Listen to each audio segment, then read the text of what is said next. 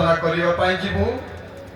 ଆପଣମାନେ ଯେଉଁଥିପାଇଁ ଏକତ୍ରିତ ହୋଇଛନ୍ତି ତାର ପଛର ଉଦ୍ଦେଶ୍ୟ ହେଉଛି ସ୍ଥାନୀୟ ମଣ୍ଡଳୀର ପ୍ରତ୍ୟେକଟି ଯୁବକଙ୍କର ଅବଦାନ। ତେଣୁ ଆମମାନେ ପ୍ରଭୁ ଯୀଶୁ ଖ୍ରୀଷ୍ଟଙ୍କ ବହୁମୂଲ୍ୟ ନାମରେ ସ୍ଥାନୀୟ ମଣ୍ଡଳୀର ପ୍ରତ୍ୟେକ ଯୁବକମାନଙ୍କୁ, ବାପାମାନଙ୍କୁ, ଭାଇମାନଙ୍କୁ ଅଭ୍ୟର୍ଥନା ଜ୍ଞାପନ କରୁଅଛୁ। ଭଲେଣ୍ଟିୟର ମାନଙ୍କୁ, ସ୍ୱେଚ୍ଛାସେବୀ ଭାଇମାନଙ୍କୁ ସମସ୍ତେ ସମ୍ମୁଖକୁ ଆସି ଠିଆ ହୁଅନ୍ତୁ। ପ୍ରତ୍ୟେକ ସ୍ଥାନୀୟ ମଣ୍ଡଳୀର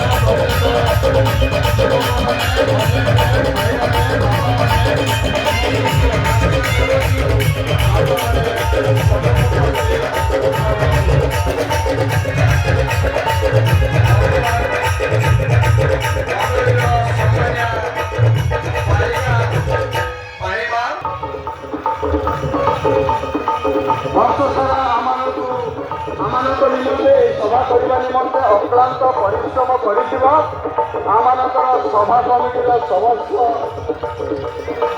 ଭାଇମାନଙ୍କୁ, ସଦସ୍ୟ କମିଟିମାନଙ୍କୁ ଅଭ୍ୟର୍ଥନା କରୁଛୁ। ସମସ୍ତେ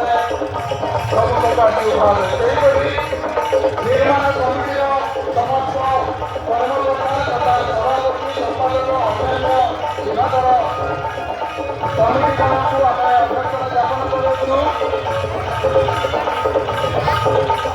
ସଭାପତି, ସମ୍ପାଦକ, ନିର୍ମାଣ କମିଟିର ଦୟାକରି ସମ୍ମୁଖ କରି ଭାବନ୍ତୁ। ସେହିପରି ମଣ୍ଡଳୀର ବେହେରା ଏବଂ ବେହେରା ବିଜ୍ଞାନ ମଣ୍ଡଳୀର ଡାକ୍ତରୀ ଛାତ୍ର, ଡାକ୍ତରୀ ତାଲିମ କରିଥିବା ଏବଂ ଆଶାକର୍ମୀ ଯେଉଁମାନେ ସରକାରୀ ବେସରକାରୀରେ କାର୍ଯ୍ୟ କରୁଅଛନ୍ତି ସେମାନଙ୍କୁ ଆମେ ଅଭ୍ୟର୍ଥନା ଜ୍ଞାପନ କରୁଅଛୁ। ସେମାନେ ନିଜର ଉପସ୍ଥିତି ଜଣା କରିବା ସହ ଆସନ ଗ୍ରହଣ କରିବା ନେବେ। ଆମମାନଙ୍କର ଆତିଥ୍ୟ ସତ୍କାର କମିଟିର ସମସ୍ତ ସଦସ୍ୟମାନଙ୍କୁ ଅଭ୍ୟର୍ଥନା କରୁଅଛୁ। ଆପଣମାନେ ନିଜର ଉପସ୍ଥିତି ଜଣା କରିବା ସହ ସମ୍ମୁଖକୁ ଆସି ଉଭା ହୁଅନ୍ତୁ। ବର୍ତ୍ତମାନ ଅଭ୍ୟର୍ଥନା କରିବୁ ସ୍ଥାନୀୟ ମଣ୍ଡଳୀର ଝିଅ ଜୁରି। ଯଦି ଆମମାନଙ୍କ ଗହଣରେ ସ୍ଥାନୀୟ ମଣ୍ଡଳୀର ଝିଅ ଜୁଇ ଅଛନ୍ତି ସେମାନଙ୍କୁ ଆମେ ଅଭ୍ୟର୍ଥନା କରୁଅଛୁ। ନିଜର ଉପସ୍ଥିତି ଜଣା କରିବା ସହ ସମ୍ମୁଖକୁ ଆସି ଉଭା ହେବେ। ଯଦି ଆମମାନଙ୍କ ଗହଣରେ ସ୍ଥାନୀୟ ମଣ୍ଡଳୀର ବୃଦ୍ଧ ବାପା ମା ଯଦି ଅଛନ୍ତି ସେମାନଙ୍କୁ ମଧ୍ୟ ଆମେ ଅଭ୍ୟର୍ଥନା କରୁଅଛୁ। ଆମମାନଙ୍କର ଅଭ୍ୟର୍ଥନା ରକ୍ଷାକୁ ସମ୍ମାନ ଜଣାଇ ଆପଣମାନେ ସମ୍ମୁଖକୁ ଆସି ଉଭା ହୁଅନ୍ତୁ। ଅଭ୍ୟର୍ଥନା କରୁ କରୁ ଯଦି ଆପଣମାନଙ୍କ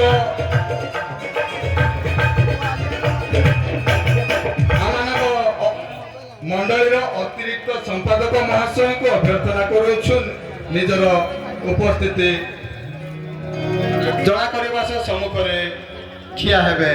ଅଭ୍ୟର୍ଥନାର ଆଗାମୀ ପରିଚାଳନା ସମ୍ମାନୀୟ ସଭା କମିଟିର ସମ୍ପାଦକ ମହାଶୟ ପରିଚାଳନା କରିବେ। ଧନ୍ୟବାଦ।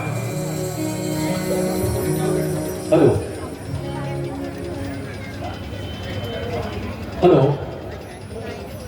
ଅଭ୍ୟର୍ଥନାର ପରବର୍ତ୍ତୀ ପର୍ଯ୍ୟାୟ ପରିଚାଳନା କରିବାକୁ ଯାଇ ସର୍ବପ୍ରଥମେ ମୁଁ ପ୍ରିୟ ପ୍ରଭୁଙ୍କ ମହଦିନ ବିଶେଷ ଧନ୍ୟବାଦ ଦେବା ସହ ଉପସ୍ଥିତ ସମସ୍ତଙ୍କୁ ନମସ୍କାର ଜଣାଇ ସମସ୍ତଙ୍କୁ ନମସ୍କାର।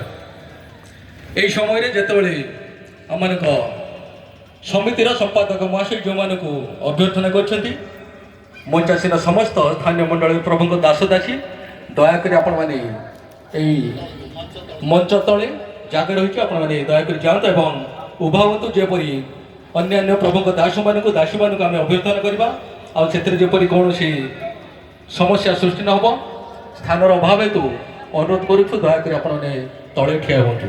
ଧନ୍ୟବାଦ। ମଣ୍ଡଳୀର କର୍ମକର୍ତ୍ତା କର୍ମକର୍ତ୍ତୀଗଣ ଦୟାକରି ତଳେ ଠିଆ ହୁଅନ୍ତୁ। ତା ସଙ୍ଗେ ସ୍ଥାନୀୟ ମଣ୍ଡଳୀର ସମସ୍ତ ଯୁବକମାନେ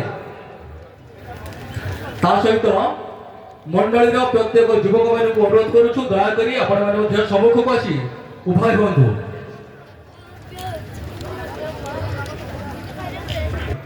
ଆମମାନଙ୍କ ପ୍ରିୟ କେରେଡାଙ୍ଗ ଶାଖା ମଣ୍ଡଳୀର ସମସ୍ତ ମୁଖ୍ୟ କର୍ମକର୍ତ୍ତାଗଣ ଦୟାକରି ନିଜର ଉପସ୍ଥିତି ଜଣାଇବା ସଙ୍ଗେ ସଙ୍ଗେ ମଞ୍ଚ ଉପରକୁ ଆସନ୍ତୁ ଏବଂ ଉଭା ହୁଅନ୍ତୁ। କେନାଡ଼ା ଶାଖା ମଣ୍ଡଳର ସମସ୍ତ ମୁଖ୍ୟ କର୍ମକର୍ତ୍ତାଗଣ ତତ୍ସଙ୍ଗେ ଆମର ପ୍ରିୟ ଭ୍ରମରପୁର ମଣ୍ଡଳୀର ସମସ୍ତ ମୁଖ୍ୟ କର୍ମକର୍ତ୍ତାମାନେ ଦୟାକରି ନିଜ ଉପସ୍ଥିତି ଜଣାଇବା ସଙ୍ଗେ ସଙ୍ଗେ ମଞ୍ଚ ଉପରକୁ ଆସି ଉଭା ହୁଅନ୍ତୁ। ମଣ୍ଡଳୀ ପକ୍ଷରୁ ଆମେ ସେମାନଙ୍କୁ ସମ୍ବର୍ଦ୍ଧନା ଜ୍ଞାପନ କରିବୁ। ଉତ୍ତରରେ ପ୍ରଦାନ ପୂର୍ବକ ସେମାନଙ୍କୁ ଆମେ ସମ୍ବର୍ଦ୍ଧନା ଦେବୁ।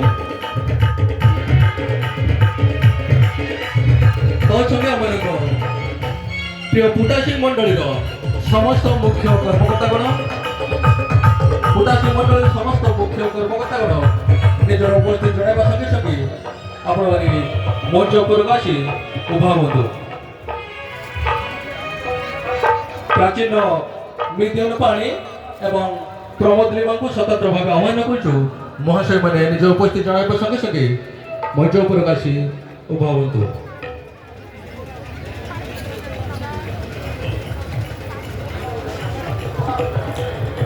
এই সমୟରେ ମୁଁ ଆହ୍ୱାନ କରିବି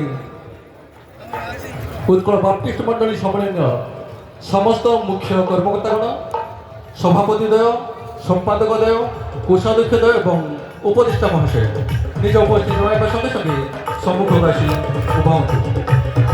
ବେଦୀ ଉପରକୁ ଆସି ଉଭା ହୁଅନ୍ତୁ। ତତ୍ସଙ୍ଗେ ଖ୍ରୀଷ୍ଟ ସମିତି ସମ୍ମିଳନୀର ସମସ୍ତ ମୁଖ୍ୟ କର୍ମକର୍ତ୍ତାଗଣ ଆପଣମାନଙ୍କୁ ଅନୁରୋଧ କରୁଛୁ ଆପଣମାନେ ନିଜର ଯେଉଁ ଉପସ୍ଥିତି ଜଣାଇବା ସଙ୍ଗେ ସଙ୍ଗେ ବେଦୀ ଉପରକୁ ଆସନ୍ତୁ। ତତ୍ସଙ୍ଗେ ସଣ୍ଡେ ସ୍କୁଲ ସମିତି ସମ୍ମିଳନୀର ସମସ୍ତ ମୁଖ୍ୟ କର୍ମକର୍ତ୍ତାଗଣ ନିଜର ଯେଉଁ ଉପସ୍ଥିତି ଜଣାଇବା ପୂର୍ବକ ବେଦୀ ଉପରକୁ ଆସି ନିଜର ଉପସ୍ଥିତି ଜଣାନ୍ତୁ।